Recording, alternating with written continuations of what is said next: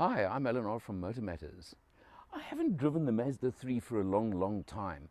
So Eagle Mazda decided they're going to give me a chance to try out what I believe is a very neglected model in the range, in a very neglected category these days, being the C segment hatchback. They sharpened up the styling a little bit not that long ago on the 3 with a minor facelift, and now you've got things like LED headlights, your nice lip spoiler in the front over there, so they've made it look fairly aggressive and fairly mean, which I think is a good thing in a lot of ways. So I like those features, and well, if you're the kind of guy that still wants a B segment hatchback instead of an SUV like everybody else in the world these days, well, then this is a good choice, isn't it? And it's in a segment where there are less and less options and choices available. The range comes active, dynamic, individual, and Astina at the top. So you can choose between many spec levels. This one being dynamic, so the second one up. So you get things like cloth trim, not leather, but nothing wrong with that. In fact, a lot of people prefer that. But sitting in the back seat right now, driver's seat is set for myself as always. Nice legroom, I've got no complaint. Headroom, reasonable. I wouldn't say it's massive, but I've got clearance with my hat on, so I'm always happy when I can do that. Something that I do notice here is there are no USBs or air vents in the back seat, but I can tell you this car has got a very powerful and effective air conditioning system. So you win or you lose, let's put it that way. Nice sporty look to the back end over here, the hatchback, and you come around to the rear. Pop open the boot, which you do manually on this one. It's got a fairly high load lip over here, but a good sized boot. This is a good 380, I think, litres, if I have my figures correct. So it's not bad at all. And you've got a space saver spare wheel under there, although I think maybe you could fit a full size if you really wanted to squeeze one in without too much issue. You can obviously drop the rear seats 60-40, which is an important feature. Now, Skyactiv G, Mazda speak for their engine technology that they use, and in fact their suspension technology as well.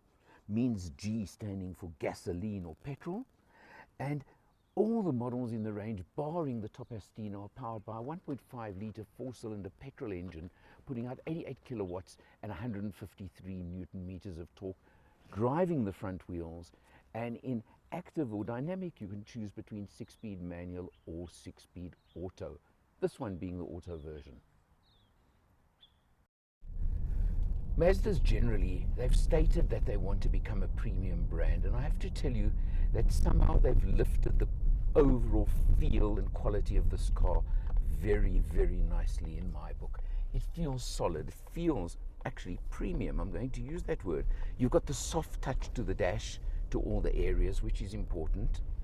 You've got your screen over there, which is a bit smaller than maybe I'd like, but it works and that's what counts.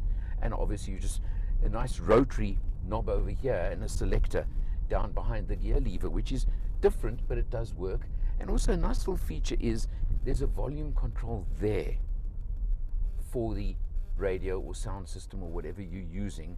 In other words, passengers can use it nice and easily as well. So those are important little features that I do like.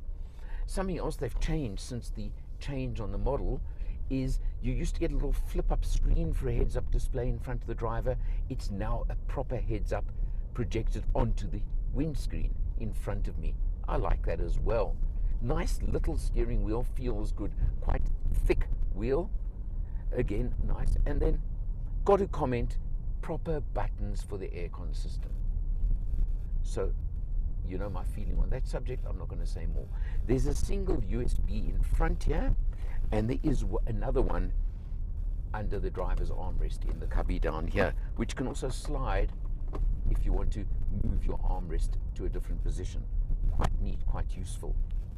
So you've got all those sort of features. You've got emergency brake assist on this model as well, which is a good feature.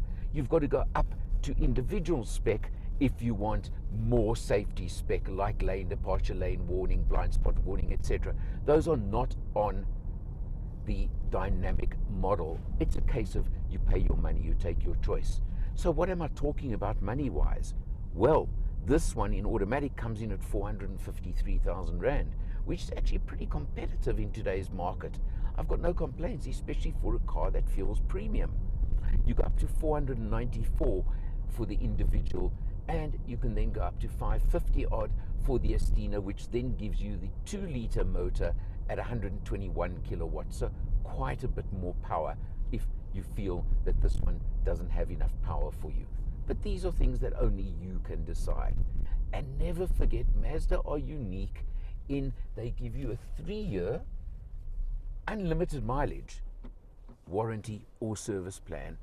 Reverse camera, it may be a small screen, but you know what, it does the job. It's got guidelines, it's got anything like that as well.